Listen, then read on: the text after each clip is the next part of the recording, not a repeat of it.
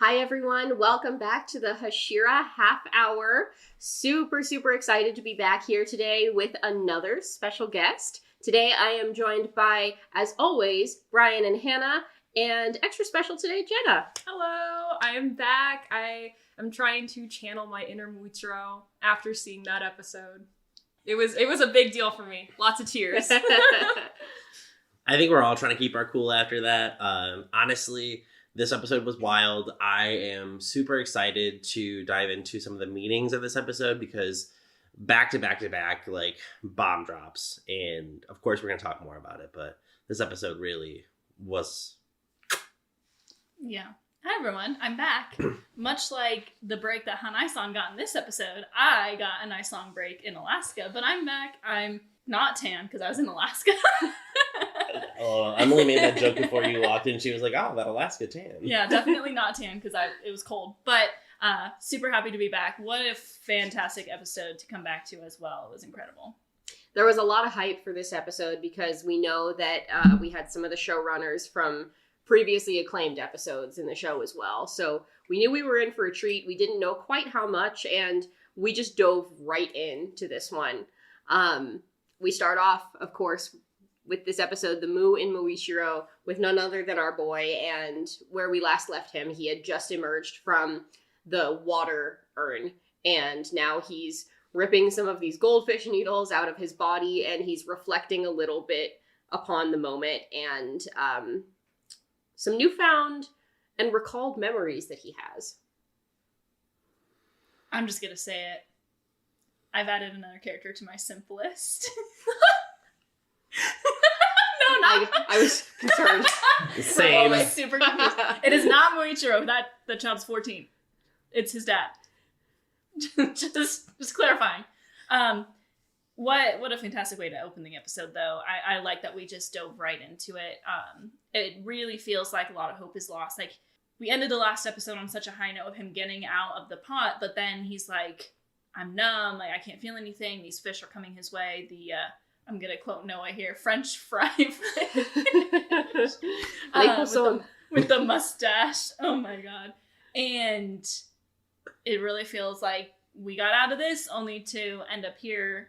And that's when, we continue this theme of you're on the brink of death. These memories are going to come to you and help you along the way. And I think that's exactly what's happening to Muichiro here. Yeah, I like how the episode just opened up, and I was expecting there to be kind of some recap of the last episode and then going into the theme song. It just went straight in, and my heart was fluttering already. I was like, oh, okay, we're getting the flashback sooner than I thought. Calm down. But oh my gosh, seeing his dad and Hana said, watching Muichiro take out the needles and just his shakiness, and he's trying to get to Kotetsu to save him. It's so powerful, even before the theme song even starts.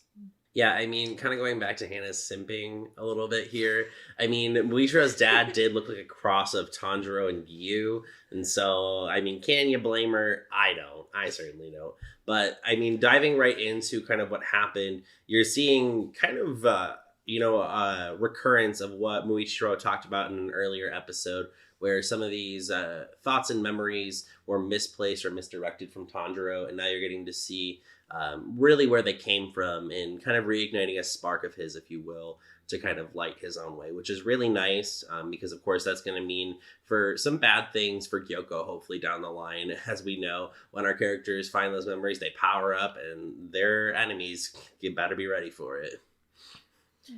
Yeah, and this is an interesting and different start to the flashback than what we've seen before. We know trauma is bound to come, but something that's a little different here is that he seems to have good parents and a nice family here in this brief moment that we get. A loving father, caring mother, and a relatively happy, quiet life in the forest, which again is a little bit different than what we've seen for some of the other Hashira.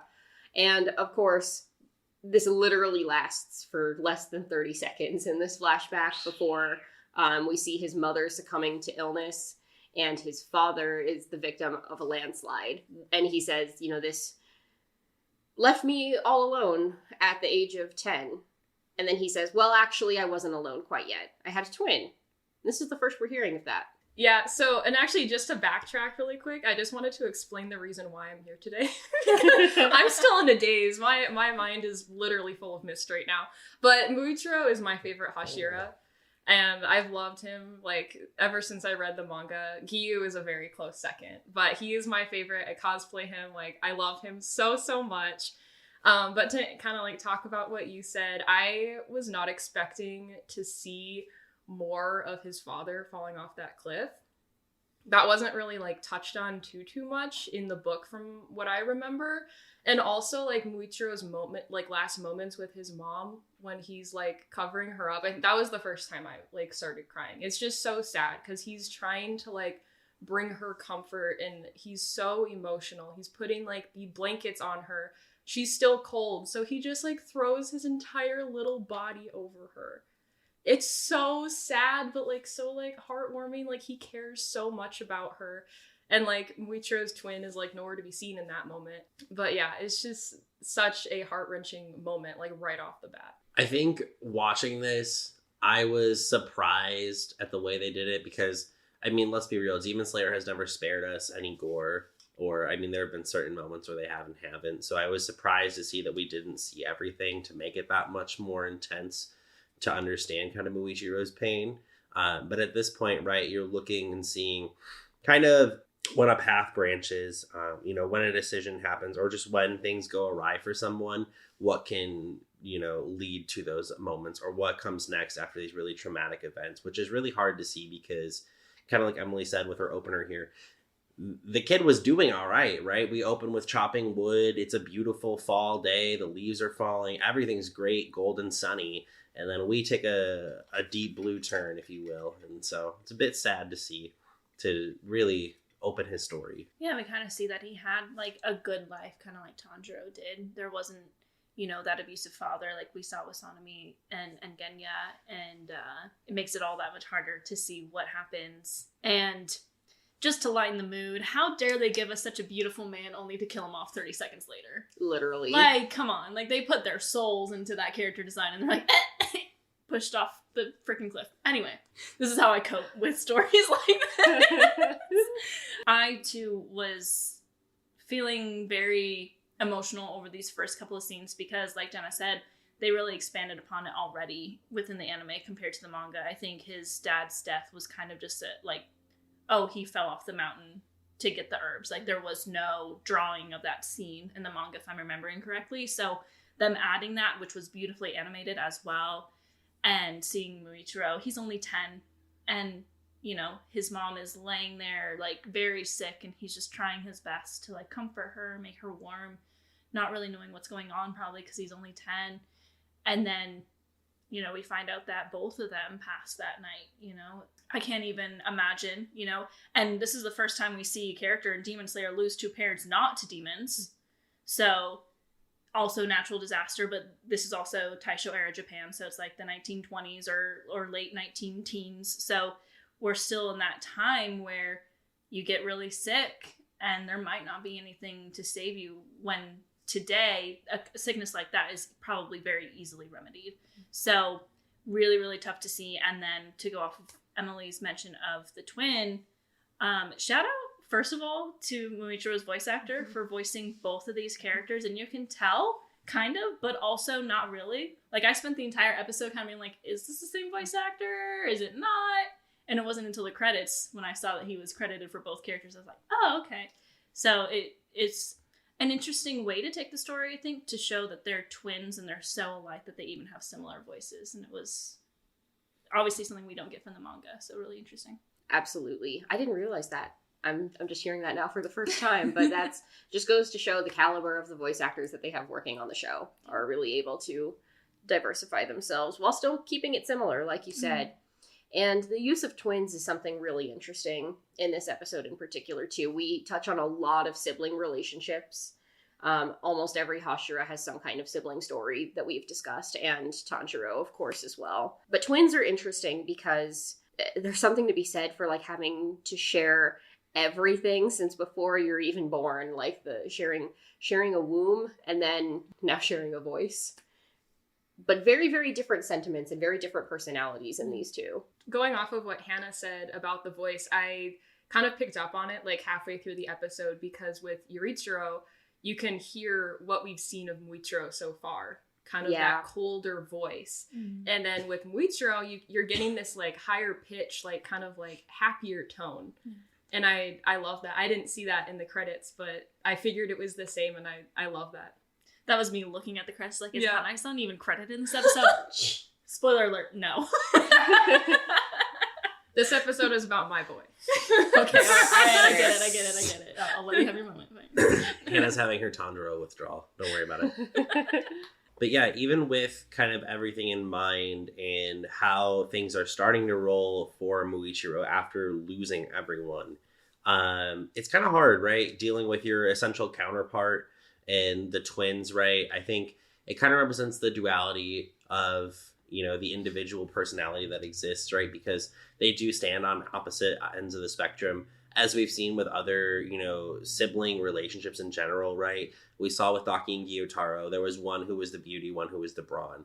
Tanjiro is the face of the group, where Nezuko has sometimes been able to overpower Tanjiro just being a demon in like season 1 and such. So it really does give a good contrast to where Muichiro is now, because we can see that originally there was some of that kindness in Muichiro, but it looks like it got lost in kind of the haze of just his general mind. And some of that has, you know, been passed on to him by his brother Yuichiro. So it's really a nice kind of balance, or I guess a back and forth that Muichiro's had to grapple with throughout his life. Yeah, something about the twins thing I was also going to say really quick is, like, all my life I've had a very deep fascination with just twins in general. Like, there's just something so special about it.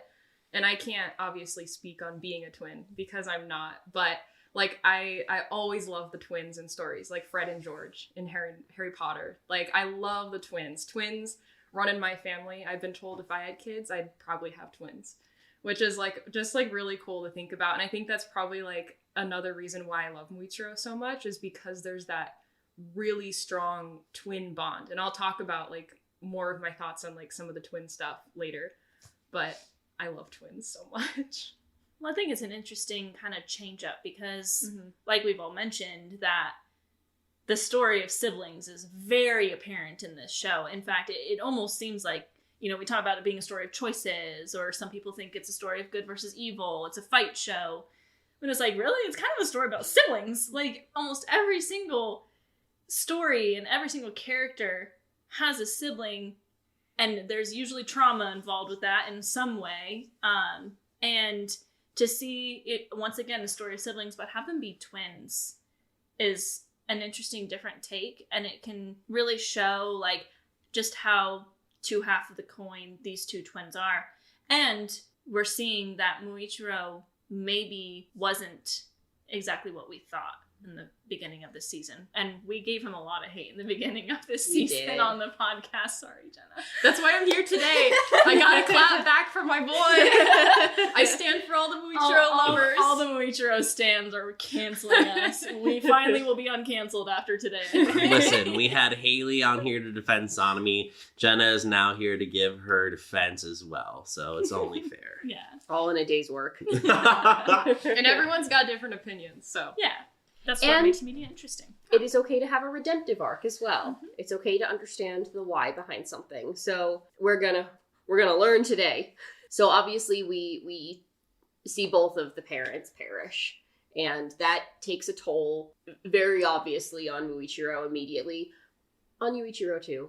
Although that is a little bit more subtle, and we'll get to that a little bit later.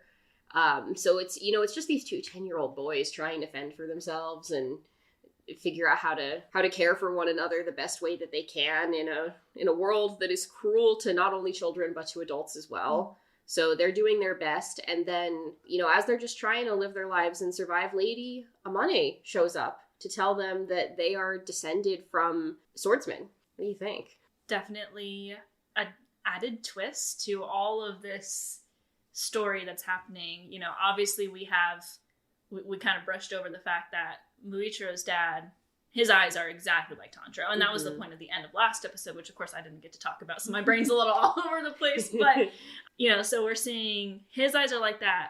and now they're descendants of the first breathing. So we're adding to the mystery, but not really giving many answers to it at the same time, which that's how mysteries go. But I really like the buildup of this season. I think this season's been very different. I think action has been a big part of it, but it's kind of taken a back seat, you know, to get like the story really developed and these characters developed. So this episode really went along with that and adding to that. And at the same time, like, my heart just hurts for the characters. Once again, childhood trauma is a big theme in the show. Literally all of them have crazy childhood trauma. And I think are they the youngest that we've seen so far that have gone through something like that? Or Yeah. And lived? and like And lived? Yeah, I think so. Everyone else was older. Tanjiro was like, what, 11 or 13. 12? He was Yeah, 13. Yeah. And then they're at 10. So, yeah. It's just a very realistic theme to kind of show us just how cruel this world is. But also at the same time, neither of their parents were taken the same way that most of these other characters have gone through. Mm-hmm. So, again, kind of changing up the story, but still kind of going along with those themes. Expertly written. Yeah, I think it's kind of important to note that Muichiro lost his parents due to natural causes, or more or less natural causes, if Yeah. you will. Most of the other characters that we know about have had some implication with demons, and so the journey that Muichiro's taken to get to the demon slayers was a little bit more direct, because Lady Yamane came out and was like, "Hey, guess what? You're actually descended from some swordsmen. Want to join a club?" And I mean, essentially that's what she asked. So, I mean, at this point, right, we have Sonomi, who unfortunately had to struggle with fighting his own mother to try and save his only other living sibling at the time.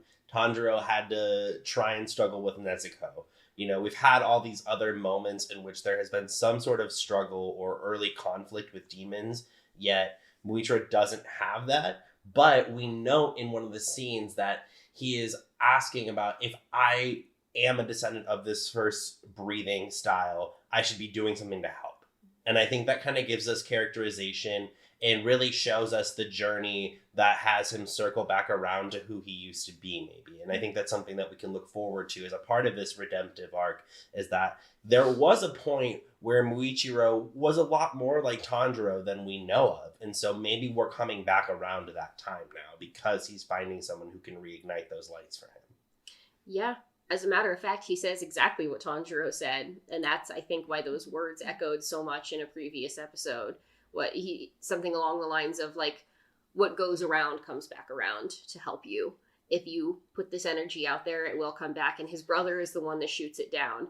And we come to know that his brother is probably only saying this as a slightly childish and immature means of protecting his brother. We'll get to that in a bit, but he's definitely, Yuichiro is definitely the harsher of the two, and is much more pessimistic about the world that surrounds them, and for good reason.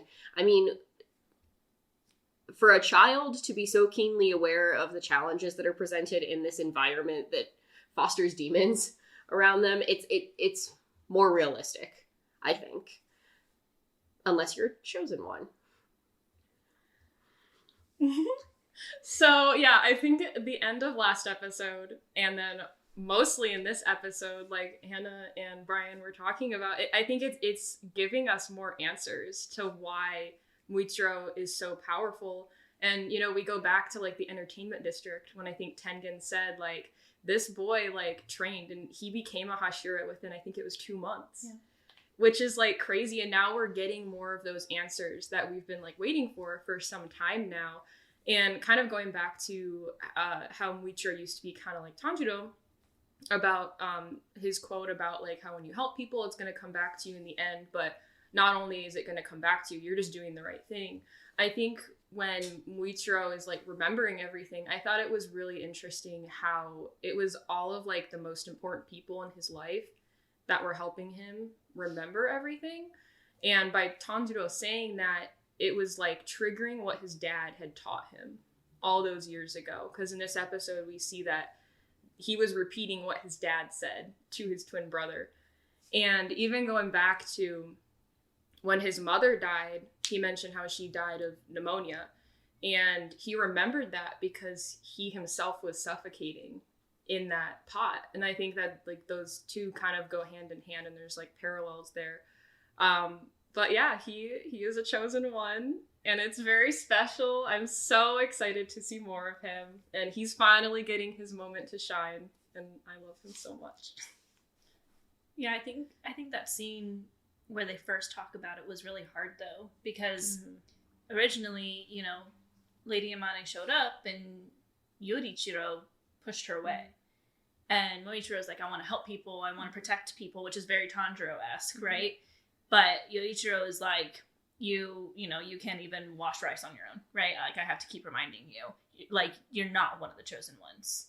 And those words are like hurting him. And yet we're still kind of getting that feeling. Is Muichiro like more of a chosen one than Tanjiro? Because we're already getting this story of him being a descendant from the first breathers. That's what Lady Amane had told them. Tanjiro has been through years and years of training and is still not a Hashira. And yet here's Muichiro 2 months after picking up a sword. So we're getting like this interesting kind of back and forth, because we felt like maybe Tanjiro is the chosen one this entire show. And usually like the main character is, right? But is Muichiro the chosen one? I think there's a key word there. Muichiro, when he's talking about people that are special or people that are chosen, he says a chosen one. Not the chosen one. A chosen one. A chosen one. Multiple. Yeah. Which I love. Because, again, a lot of stories go with the chosen one. But this story has never really been about that. It's been about everyone working together for the good of people. Through the power of friendship. And swords. And swords. And a gun, in this case. Yep. Nothing better. Friendship, guns, and swords. It really just kind of sounds like the American Revolution at this point. Nonetheless, I mean, I think it's really important that Emily noted that it's a chosen one, because there's a reason why there's 11 Hashira, right? Like, there's a reason that there's 9 Hashira. Excuse me. 2 honorary. 2 honorary Hashira. The grass Hashira. Just kidding. Different story. But, I mean, there's 9 of them for a reason, right? They all can't fight the fight alone. Obviously, there's going to be someone who, you know, hopefully finishes the job one day, but that person is not going to be like, aha, I beat Muzan on my own. Y'all did nothing. There's going to be that collective journey together, right? You know, every anime opens with, I mean, at least most shonen anime open with what the end goal in mind is, right? You know, Nezuko is the end goal here, to turn her back to a human. So, you know, it's going to be the entire Demon Slayer core that helps get them there. And I think that's what's kind of being shown here, is that eventually the world will change through the cooperation of everyone who is contributing towards good. It's a team effort for sure. But honestly, the team effort between brothers is not going super well in these initial scenes. You know, back to Lady Amane, super cool that we get a moment with her alone. I think this is the first time we've seen her completely alone. And we obviously know that that's because, I think we've been saying this wrong the entire time. Ubayashiki, apparently. Ubayashiki. I've heard it pronounced 2 different ways, and that's like part of the like whole dropping a vowel in the middle of a name. I've heard some of the characters say Ubiyashiki, and I've heard a few of the characters say Ubiyashiki. So, I think either way is fine. I usually say Master Kaguya. Yeah. Master Kaguya is, you know, down for the count. We know that he's afflicted with like an unspoken illness. And so for a journey like this one all the way up a mountain, he would be too frail to make the journey. But it's really cool that she has agency as a woman in this time period to be sent to go do something so important. You know, so we see her and she's ethereal as always. And she's delivered this news and is rudely sent away by Muichiro because he doesn't want to be involved. He, again, is in his own backhanded way kind of, I think, trying to protect the family that he has left. And so he also just always kind of has a rude disposition. And so he berates her until she leaves. But she keeps coming back. And she keeps coming back. You know, and Muichiro's excited by this. It's like a sense of purpose. A topic of conversation, if nothing else, between him and his brother. Just wanting to be able to go help other people, which is really shut down. This is like the penultimate well, maybe not the penultimate fight in the episode, but between the siblings, definitely this is like the catalyst for their rift, I think, before the end. Being like very harshly shut down in this dream that he has to help other people, and being told that he is not a chosen one by his twin. So this is kind of jumping ahead a little bit, but in Yuichiro's final moments, he does acknowledge that everything that he had done over those years was to protect his brother.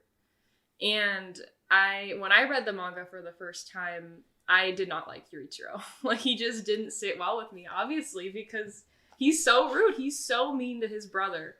And we see that for the majority of this episode.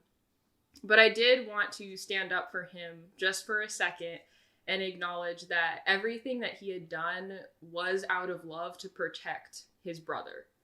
And I think he did it not in a good way, but he still was doing it because he was trying to protect the only family he had left. And I think that's also very like special, again, with the whole like twin bond. But I just wanted to say that, and we'll obviously talk more about the move Muichiro a little bit later when we get there. I mean, I think we're basically there. Why not, right? Like, they've had this blowout fight. Yuichiro explains that, like, they don't really speak anymore after that. And while he's trying to protect him, and again, he probably could have handled it better. He is 10 years old. So, like, let's give him a little bit of grace, I think, for not knowing how to handle a really difficult situation. And, again, selfish, not selfish. He's trying to protect the last person that's alive that he currently cares about. So he's going to do whatever he needs to make that happen. They're still not speaking.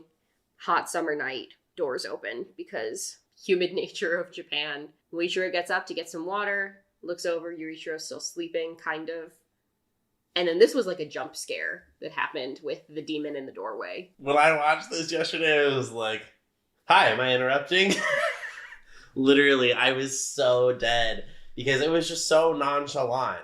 But I think that is the cool part about Demon Slayer, is that it does really go 0 to 100 so quickly. So I think that this was really an important moment to show, I guess, it aligns with every character that within just a small moment, your life can completely change. That was really reflected by Genya a couple episodes ago, but also in the same breath, kind of jumping back to Yuichiro, I think he's like a cactus hug, if you will, right? Like, he's trying his best, but it is painful to watch because he doesn't know how else to protect someone. He's trying to take the lead, and I think he's trying to be a little bit more realistic to keep everybody alive. So that's kind of an important piece. But as this kind of plays out, Muichiro is terrified, and he's watching his only family member get dismembered right in front of him, and he is just not doing well. I'll let Jenna and Hana talk a little bit more about what comes next. Well, I wanted to kind of piggyback off of something Jenna mentioned earlier with Yuichiro. He's trying to protect his brother. And we've seen this before with Sanemi and Genya. And, we'll go down that road a little bit down the line of the show. But we see it with Tanjiro and Nezuko as well. Like, this is all just like siblings trying to protect siblings. But when you're that young and you go through what each one has gone separately, you're going to handle that a little bit differently. And I think, Tanjiro's kind of this like picture perfect, how we want all of the all of the siblings that want to protect their other siblings to act. But that's just not realistic to expect when you go through what they've gone. In fact, his way of doing things is probably the most unrealistic of them all, So we're continuing to see just how human these characters are. And while, yes, it's like, it's hard to watch Yuichiro act this way towards Muichiro, it still is like, I understand. What would I have done if I was 10 years old and in the situation they were in, right? Like, I don't know. And his trauma is coming from both of his parents trying to be kind to others and protect and do these things. So, like, Muichiro says that, he's like, I don't want you to die, essentially. But this scene, when the demon shows up, surprised the hell out of me. Because, again, UFO Table shout out, they're adding a lot to this story that wasn't really in the manga. I don't remember watching his arm fly off in the manga. I don't know if that happened. I think a lot of times in the manga something will happen and we kind of miss it, though. But so that really shocked me. but it just, we've talked about the fact that they lost their parents to natural causes, but everything leads back to demons. And I think this is the string snapping for Muichiro because of what happens next with him, kind of getting in touch with some kind of animal inside himself that he doesn't know exists. Because we've seen, it's kind of been implied that he's the weaker of the two, with carrying the logs. He was struggling with it while Yorichiro wasn't. He kind of just is the one who has to be reminded to do the chores. He seems to be just a little bit more kind of like a free spirit, while Yorichiro's trying to just live life because they're two 10-year-olds on their own, right? So we've seen all of this kind of background of him being kind of the weaker one of the two. And then he gets in touch with this beast inside of him, and it's brought on by just this absolutely horrific scene that's unfolding in front of him. Yeah, going back to what Hannah said really quick about when he was carrying the log, I was gonna say something when we were watching it, but I decided not to because I think I was crying. But but when he was carrying that log and it dropped, I was like, oh, that's me. I am so weak. But yeah, I was like, oh my gosh, he's so cute. He's so small. I don't think any of us could carry a log. Let's be real here. You Yeah, don't understand how true, heavy those things are. Speak for yourself. No, you're Yorichiro just walking by like, oh yeah, I've got this. But no, I love what you said. It was beautiful. And going back to when the demon just walks into the house, like, it's just so terrifying because the brothers are literally just doing what, like, a natural thing. They're just opening up the door to get, like, fresh air in. And we would live here if we didn't have air conditioner at that time. Exactly. Yeah. And a demon just walks in. Like, up until this moment, we've seen, like, demons, like, break in. And it's usually, like, this big, like, scuffle and, like, kind of, like, violence. But this demon just walks in. And I think that makes it so much more, like, disturbing. And, like, Yorichiro's first instinct is to jump in front of Muichiro to save him. And I think they depicted that in the anime, like, really well. Because in the manga, like, they don't really, like, show him, like, jumping, kind of.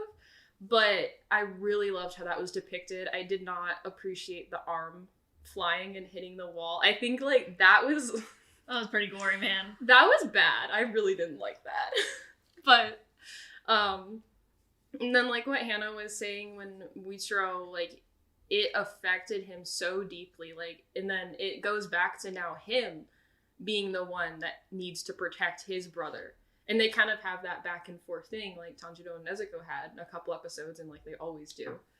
But and then the roar, I was like waiting for that roar. Like, I've been waiting for that for a long time because the story like really focuses in on that. And I think that, shout out to the voice actor again. Like, he did an amazing job with like all the different ranges for all these characters in different scenes. And then I think when we were watching, I think Hannah, you were like, yeah, I'm glad we didn't see all the details that went into Muichiro, like, slaughtering that demon. And I agree with that. That was just brutal. Saw the aftermath, as I think. Yes, thank you. I agree.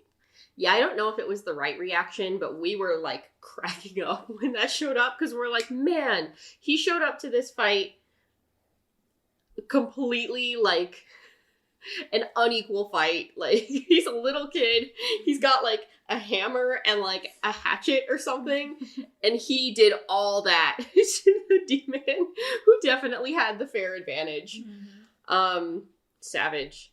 Absolutely. Kids, honestly, these kids are scary. I think there's, like, something really special to be said about, like, Yorichiro always, like, putting Muichiro down, like, all his life, like, making him think, like, you're so weak, like, you're nothing, you're incompetent, and all those, like, things that he said his name meant.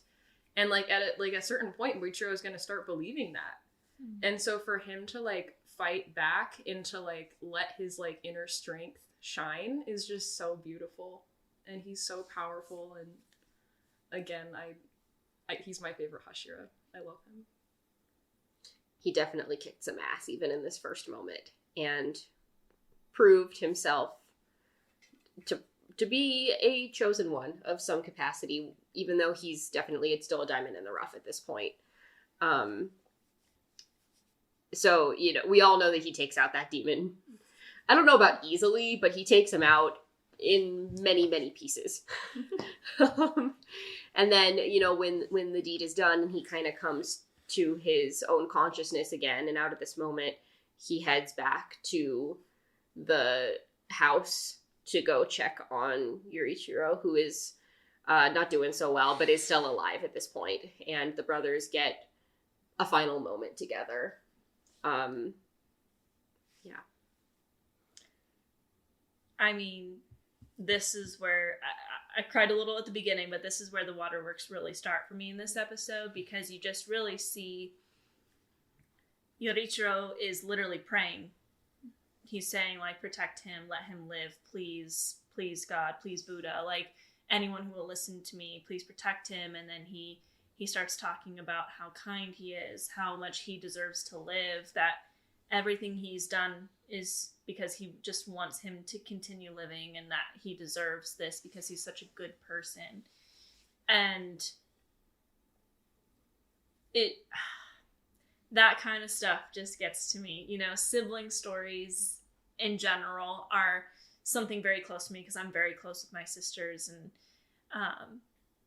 it's just really powerful when we go through this scene of just kind of hating on Muichiro, and we were hating on Muichiro earlier, you know, and it's like, this is what this show does so well, how quickly I can turn and be like, I freaking love this character, because I just feel like they're human, and I feel like they're just trying their best, and that's what Muichiro was doing, that was what Muichiro was doing.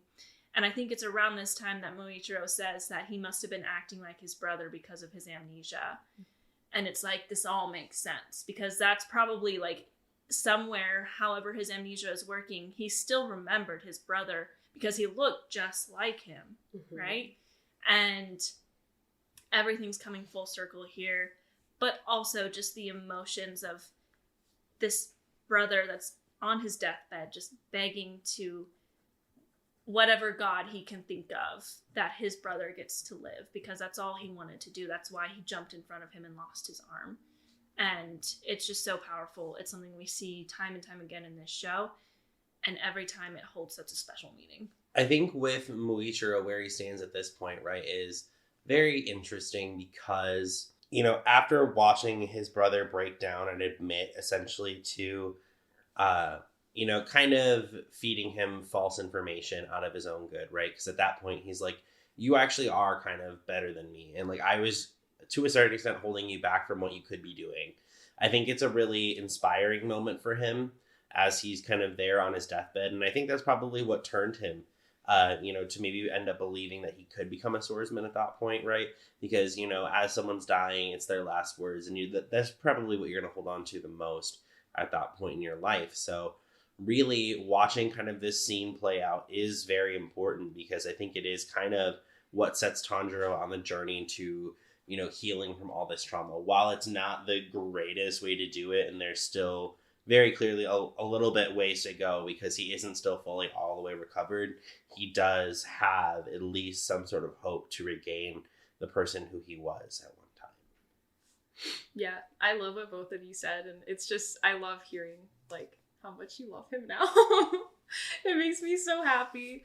I think this was the scene that had me crying the most during this episode. It's, of course, like when two people, family or friends or like partners, like when two people love each other so much, and when one of them is dying, and like we see Muichiro like grab his hand and they have like their final moments together. It's like just so heartbreaking. And like Hana was talking about with Muichiro praying to all the gods, Buddha, like everything he was saying to just protect his brother. It's just so powerful. And he admits that he knew Muichiro was like made for so much more, in that he just didn't want to see him get hurt. And he says, like, you know, all this time, like, I've known what your name has actually meant. And that's the part that I just I think we all lost most. Yeah, we all lost it. And that's where, like, I am just so, like, emotional over, because it's just so special. And you see, like, how much like thought and effort was put into like creating his name too. It wasn't just like something random that the author thought. There was meaning behind it, which I think is like really special and unique. And oh my gosh, just the animation of the two brothers having that final scene together was so, like, the colors, like everything was so beautiful, and it just like tugs at the heartstrings so much. Definitely one of the most heart-wrenching scenes I think that we've seen between siblings. There's like a real chance to communicate here, which is again something that's missing from a lot of the other relationships. Tanjiro and Nezuko have come to find a certain sense of communication, but she's not been able to use her words for years now at this point. Sanemi and Genya, choose not to speak to each other. Exactly. So there's like a rift there as well, even if some things are thought but remain unspoken. This is like one, and even though obviously there's like a really sad sense of finality here in these last moments, there is communication between the two. And so at least they're able to have things kind of end on this somber but kind of uplifting note at the same time. It's like there's at least like that sense of closure in the conversation that's really nice between them. And it's the memory of this moment and the acknowledgement that Muichiro finally gets from his brother that propels us back into the future. And we get to see the mark manifest in this moment. We all look at Jenna for this. We're like, okay, so in this moment, I was obviously crying, and I'm pretty sure I choked. she did. I heard it. I let out some kind of noise that wasn't pretty. Oh no. And I was like, oh, because I have been waiting to see this mark for months. I have been wondering what the color of it would be for like literal months. I remember texting Hana about this like months ago, back in February, because I cosplay Muichiro and I wanted to put the marks on my cheeks and on my forehead. And I was like, well, what color like would this be? Like, is it gonna be red to match like Tanjiro's and kind of like the whole vibe we have going on here, or is it gonna be turquoise to match more of like his aesthetic and his hair color and everything?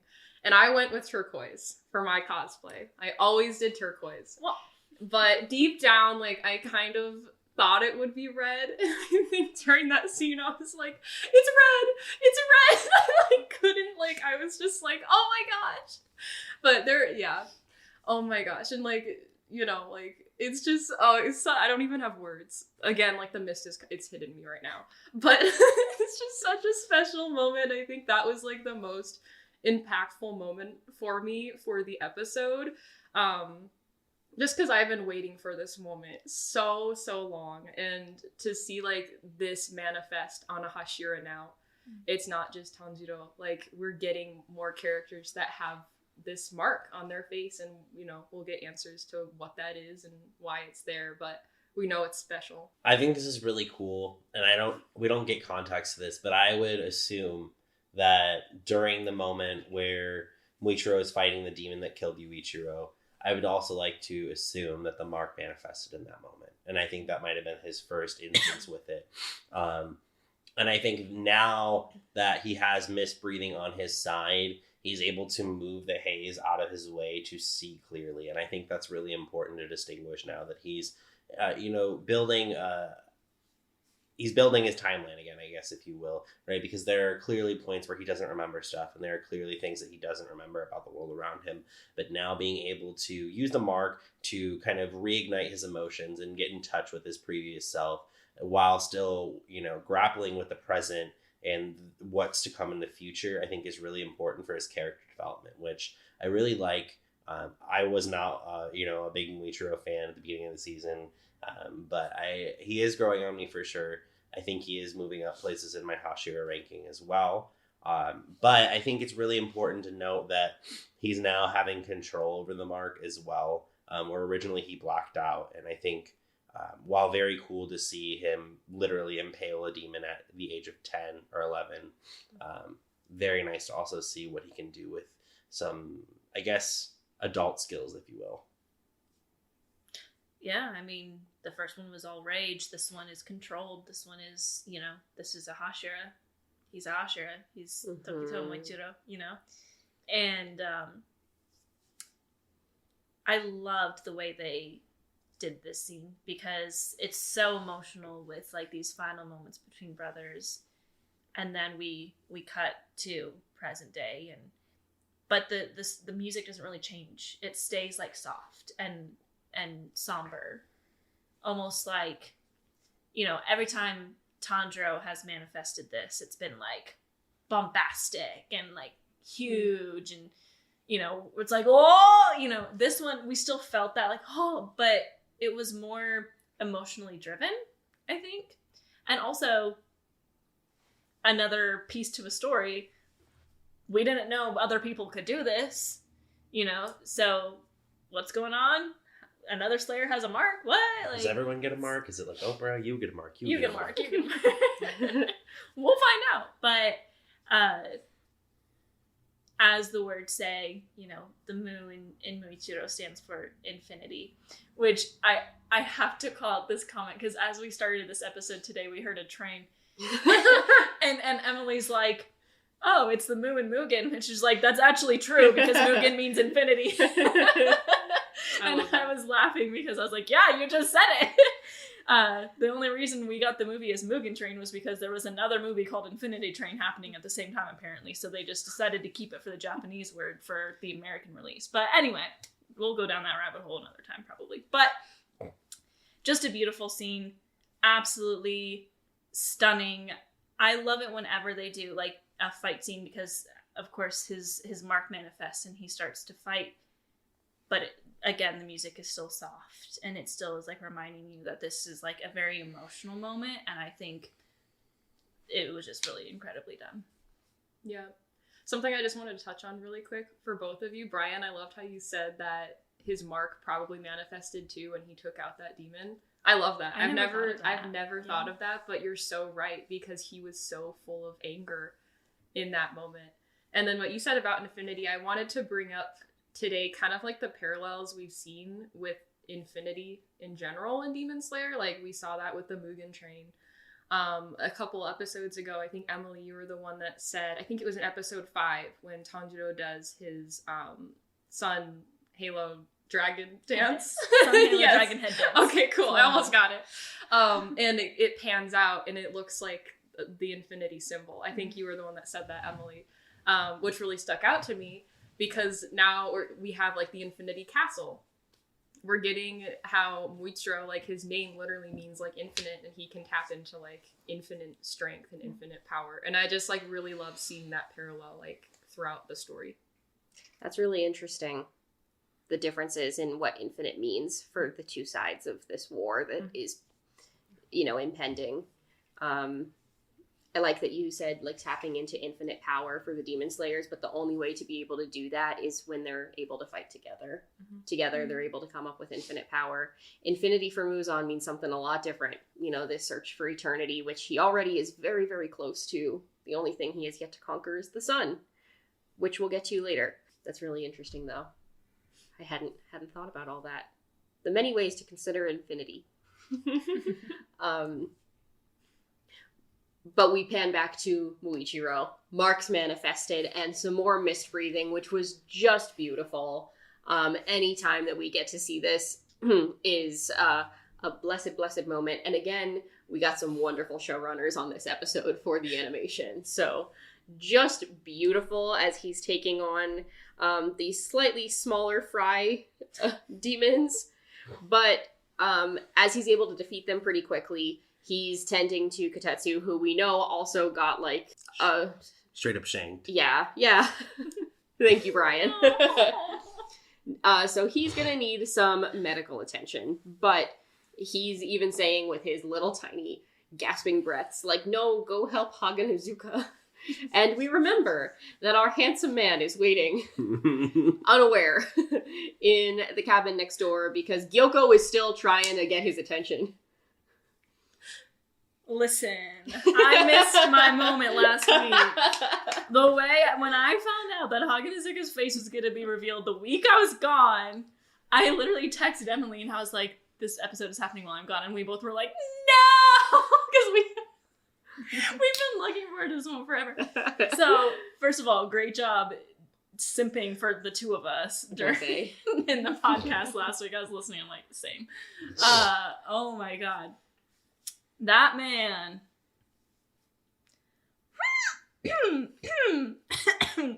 And now, in this episode, I don't know how they do it, but without an eye, he's even more beautiful. There's something about when a character starts, like, bleeding and, like, loses an eye. I'm talking about Tengen. They get, like, 10 times hotter, and it's like, okay, a demon slayer needs to, like, calm down with the beautiful men. Don't calm down. Don't calm No. We like Don't it. come Give us Like, more. Give us more. That was a joke. Please don't stop. UFO table. Give it to us. Thank you. But just incredible. It's cool to get back to Gyoko because we've spent so much time with Muichiro. And of course, in this time, like 2 seconds have passed, right? But 20 minutes of the episode have gone by. And it's just kind of reminding us, like, he's still working on this sword. Kanamori is, like, off to the side, and I think it's really interesting that Gyoko is, like, desperately trying to find ways to get him to get his attention. And I hate that guy, but his moment of being like, I'm focusing so much on him. Yes! Incredibly done. I need to stop talking about Hana Izuka because I could go on for hours about him, just like Emily did. I will leave the simping of Haganazuka to Emily and Hannah. I will say I do not think he's as beautiful as these two.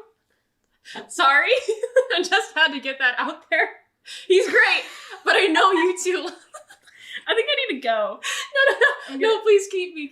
I'm gonna just, no, he's gorgeous. But I'll leave it to you two, because you've waited longer than I have. But one of my favorite scenes with him in this episode was when he went, like, flying. And then, like, he's, like, in the middle of the woods, and he's like, all right, back to my work. He's just still going. I need him to pay that much attention to me. Like, with a random block. Oh my gosh. And I'm glad Hannah pointed out the scene with Gyoko and the concentration. That was killing me. That was hilarious. But yeah, I hate him too. He's gross. That was So a comedic. goofy ass transition, right? Because we have like We're like beautiful, sobbing. like Muichiro, and then you've got like Gyoko's eye laughing, like goofy ass. Yo. And then he's like, and then Muichiro does come in to like, and he gets a swipe in at him, and obviously that doesn't make Gyoko super happy, so he unleashes the Kraken, literally, and then there's like, and the house explodes from the octopus arms. Haganazuka goes flying, but he's okay, and he's still working, as we just talked about. But now it's like Muichiro versus octopus arms and Gyoko at the other end of it, and Muichiro is still snarky in this episode. Like, we know that he is not the same person he was when he was the sweet, bright-eyed child that wanted to just go fight. He's still got a little bit of, like, this kind of bad attitude that we've come to know.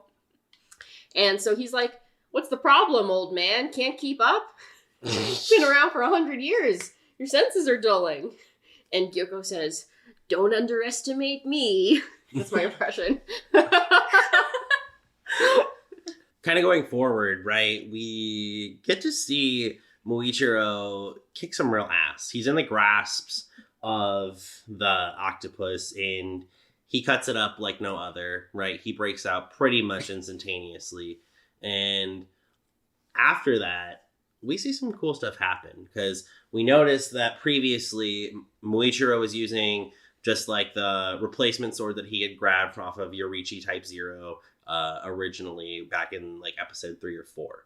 Then he gets his real thing back, and he feels like in the groove. He is literally just like serving you mist, flow, everything about it. And he makes the remark, it fits like a glove. I don't know how a sword fits a person. However, if I picked one up and I felt that same thing, I guess I'd have to agree. That scene is so beautiful. Let's just talk about also the following sequence that comes after that, because he seems all of a sudden dialed in like no other. This whole sequence of events, I want to let Jenna talk about it, but I have so many thoughts too, because like from here to the end, just like chills, tears, like the whole shebang, the way they edited all this together with the music and everything was just like top tier. Like, you had me almost forgetting that Tanjiro wasn't in this episode at this point because it was so good. But just the reveal of the sword and the way that he like cut out, and you could see his face while he was doing it, and he was just like staring off into the distance. I was like, okay, he's still our boy that stares into the distance with no thought in his head while he's like, you know? But the reveal of his sword, just that moment where his hair is flying like mist. I think you made that comment while we were watching it.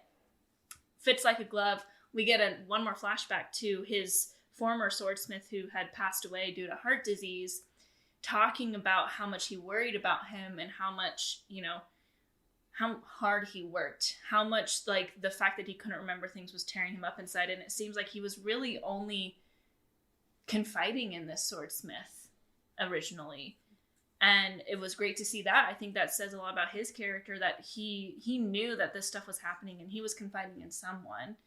And just an incredibly powerful moment leading into him just going ham on Gyoko, the music going from Muichiro's theme to the Demon Slayer theme, which it did that with Tanjiro earlier, because again, the story is about the Demon Slayers as a whole. Chills through my body. So well done. I could go on about the scene forever, but like I said, I want Jenna to get to talk about it. No, yeah, I agree with everything you guys said. It was such a magical scene and such a beautiful way to end such a tragic episode. Like, giving us that action in such a beautiful way. And it added so much that wasn't in the manga either. Which was, like, so cool to kind of, like, see, like, new things and more to that fighting style. Oh my gosh, I think I started crying once again when his real sword came back. And it's finally fixed, and it kind of had like a bluish shine to it, and that like I wasn't expecting, but it was gorgeous. I like I said before, I cosplay Muichiro. I brought my sword today. I don't know why. I just like I had to have it here with me. Seeing it in the episode for the first time. Well, not for the first time. We saw it back in season 1, but his new sword. Absolutely beautiful. I love the animation of the mist when he's fighting Gyoko, and like when he's wrapped up in the octopus tentacles and like his arms are pinned, but somehow he's still just like ching ching, and like it just cuts, and like both of them, like him and the sword smither, are saved. And oh my gosh, like I think I was like watching it with like tears streaming down my face. My mouth was like open, and like Hannah said, complete chills because it's beautiful. And something about his like other flashback to his first swordsmith that I thought was like really powerful is, and kind of like what Hannah was saying, he confided in that person enough so that he was worried about Muichiro, and Muichiro like apologized, like, I'm sorry I made you worry. And like that's huge coming from what we know of Muichiro so far, and like how far he's come after remembering his past. Like it's so beautiful. Oh my goodness. I love it so much. Something else I was going to say about Muichiro in this whole moment after he remembers everything. This kind of goes back to what I was talking about earlier, how the most important people are what helped him remember. And I like remember everything that he's been through is his twin, Yurichiro, because all this time, everything that we've seen of Muichiro, and we've kind of hinted at this throughout the episode, but he had kind of turned into his twin. He had been super like cold and rude, and everything that we had seen of Muichiro is like literally his twin. And we're finally getting to understand that. And that goes back to, I think, in episode 2 when Tanjiro had mentioned like there's no malice coming off of him. Like, what's going on? Like, he's not meaning to be rude. That's just how he is. And now we know that that's not the real Muichiro deep down. He was the kind-hearted boy, very much similar to Tanjiro. And I love that so much, and for him to just combat that. And now we're seeing more of him, but it's still a combination of his twin. We get his sassiness, which is so fun to see. And I'm excited to see more of what's to come with Muichiro's personality change after he's remembered everything. It's going to be good. Best of both worlds, right? And then we get the infamous episode cut, of course, right in the middle of all of the action. classic Demon Slayer to be picked up next week. Are there any final thoughts on the episode before we transition to our favorite moments? Just because you mentioned it, but the episode like ending on Yorichiro's voice, which we've already established, just the same person, but saying that he's one of the chosen ones. Mm-hmm. And it was specifically Yorichiro because we're getting, during this final fight scene, this voiceover of Yorichiro talking to Muichiro and saying things like, you know, you're kind, you're amazing, and you are one of the chosen ones. And then, I love that song that's at the end, but I hate that song that's at the end. Agreed. I have two things to say really quick. Something that I picked up on while watching this episode was kind of like the symbolism of what the twins are wearing.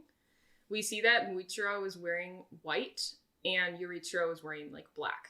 Mm. And it's kind of like light and dark. And I don't want to say that Yorichiro is like evil or anything. Like, we've talked about him, how he can be very cold and rude, but I think that was very like fitting that he was wearing the darker color the whole time and Muichiro was wearing the white. And then the other thing I wanted to say really quick is this would not be an episode with me as the guest if I did not bring up Rui. So I just I was waiting for this. Yeah, she's gonna bring it up somehow. It's coming at some point. Yeah. But just jumping back to when I saw Muichiro for the first time, back in like at the end of season 1, when I saw his face, the first thing I thought of was Rui. And I think there are just little parallels that I see between these boys, and probably why like I love them both so much is because they feel very similar to me. Like, they're vastly different, very, very different, but they're both like these young boys. And something that I was picking up more on in like this season, of course we have like the monotone, like calm voice for like both of them, like super calm, but like super angry on the inside.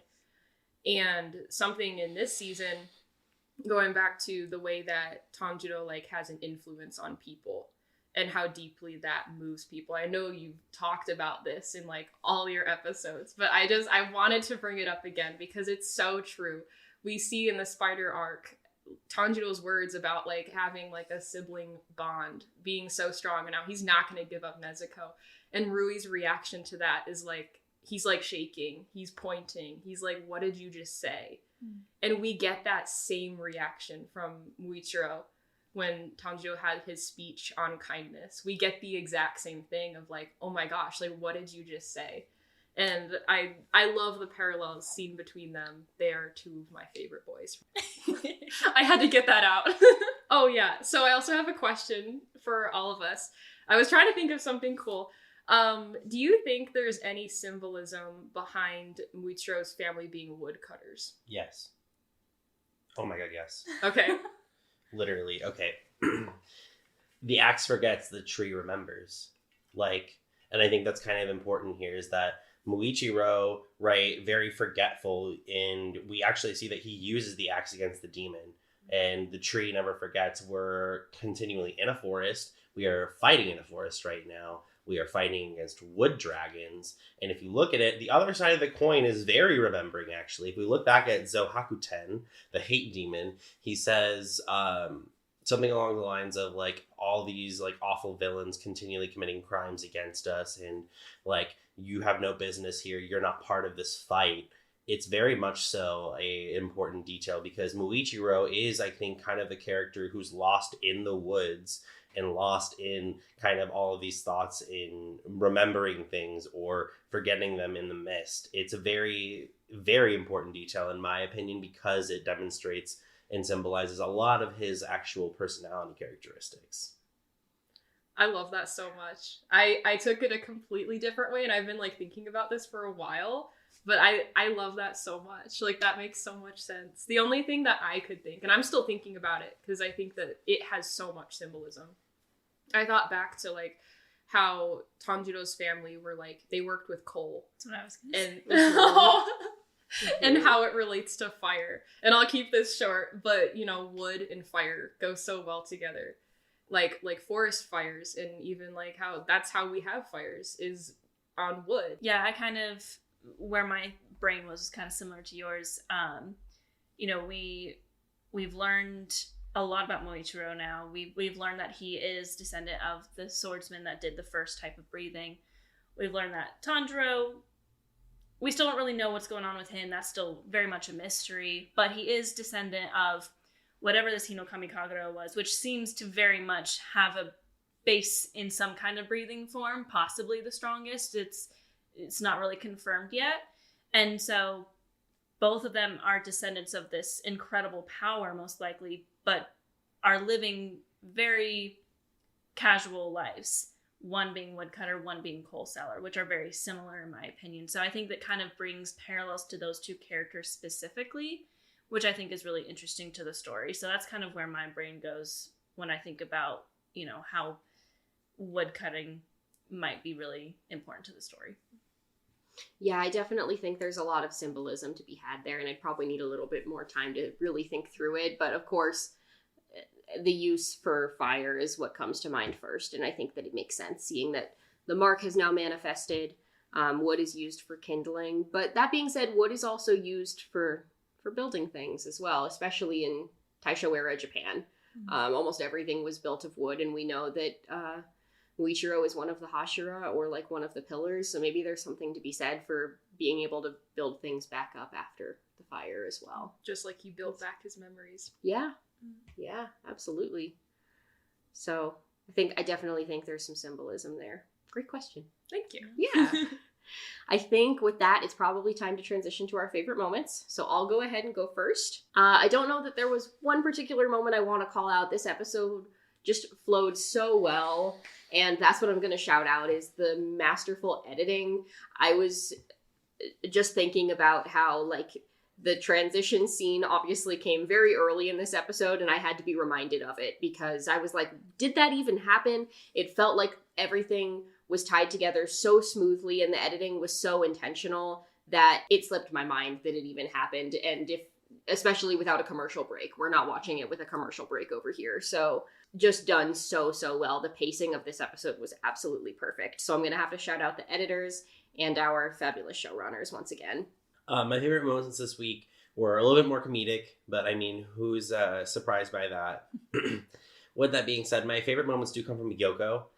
First favorite moment was when he was like, aha, like, I'm so concentrated on breaking Haganezuka's concentration that I forgot about Muichiro.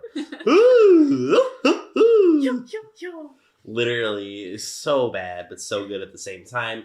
Other favorite moment from Gyoko is when Muichiro gets his final slash in before the episode ends. And then he is, Muichiro saying, like, I don't have time to play with your races all day, okay? Like, I gotta get going. And he realizes he's been slashed and uses his little baby arms to cover him, and, like, as if he's indecent in public. It's just so, like, gross and awkward, but stupid at the same time. He's just a laughable character all around, and I think that's what's kind of drawn me to him. Yeah, absolutely. Those were two of my favorite, like, comedic moments of the episode, too, even though I have no love for Gyoko. But my favorite moment, I usually go with moments that show more of a backstory, like always, but this episode was mainly all backstory. And so I'm going to have to go with when Yurichiro admitted to telling Muichiro what his name actually means and how that transitioned into Muichiro getting his mark. It just means so much to me to see that mark manifested and all of, like, the symbolism that goes behind it. I've been waiting so long to see it. That's the part that got, like, the biggest reaction out of me too, like, emotionally and vocally. I was like, I can't take it, like, I have to speak. But oh my gosh, wonderful moment. Yeah, the whole episode was fantastic once again. But I have to say that just that ending sequence, from pretty much the time that he got his sword to the end, and we talk about it a lot, but Ufotable, like, we can't praise them enough, just how well they're adapting this.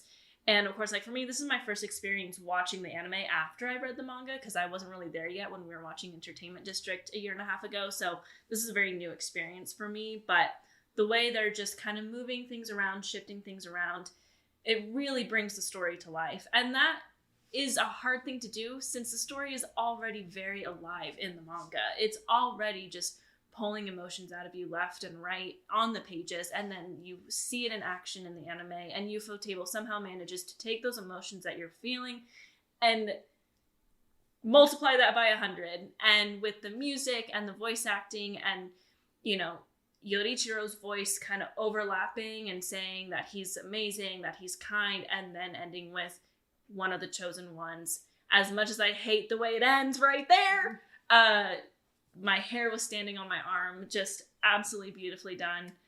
I will probably watch that scene about as many times as I've watched Hinokami Kagura Sun Halo Dragon Head Dance, which is pretty incredible, knowing me. That's true. This is the true. The truth. The truth. And with that, I believe that it is time for Hana to get on her soapbox for a brief moment. This week's Taisho Era Secret. All you. And now it's time for a Taisho Secret. I'm going to say that in Japanese the next time I do this, I promise. So, this is only the second episode in the entire show that Tanjiro does not appear in. Going through some Tanjiro withdrawals, excuse me. The first episode was the anime original episode of the one about Rengoku, of course. And you could kind of say he appeared in both this one and that one because he was in the Taisho Secret. However, he is not even credited in the ending credits. Hanai-san is not credited, nor is Tanjiro. So, your girl's going through some withdrawals. And I'm actually going to take this time. I have to say something about Hanai-san because I'm thinking about it from the previous episode and I didn't get to talk about it. So I'm going to use now as a segue to that really quick. But I have to say, Hanai-san killed it in episode 7. Oh, yeah. With his range in that episode. Something I found really, really interesting was the first half, of course, he's being Tanjiro as normal, yelling, screaming. That speech was so powerful. But in the second half of the episode, when he's appearing as like the misty memory, that's still all him. But he's changing his voice to mesh with the voice actor of Muichiro's dad, so that when we transition into him speaking for the first time, they almost sound the same. Like he's practically impersonating this man, but it's still Hanai-san speaking all the way until that very last line. Absolutely incredible. You know me, I'm a huge fan of his, but that just like took it to another level in my opinion. Just absolutely incredible. So I had to call that out as part of my Taisho Secret. That was all Hanai-san until the very, very end. I think a few people actually thought that it was the other voice actor starting because he sounded so different, but it was actually him. Amazing. Sugoi. Once again. And with that, we are definitely well over time. So thank you for joining us again. Thank you, Jenna, for coming on the show for a second time. And to all our guests in recent weeks and to everyone who's listening, we're so happy to have you here along for the journey. And we hope to see you next week. We're excited to continue the Swordsmith Village arc. Until then, if you enjoy what you've heard, please like, comment, subscribe. We are on YouTube at Hashira Half Hour. We are on Spotify, Apple Podcasts. We are on Twitter, Instagram, TikTok. Please give us a follow. Check us out. If you like anything or you have any questions you might like to see answered, go ahead and drop that in a comment. And we will see you next week. Umai. Thank you so much for having me. I love you guys. Umai! Umai! Umai! Like I said on the train in the middle of Alaska after eating my lunch. I did it. And I didn't die. Umai!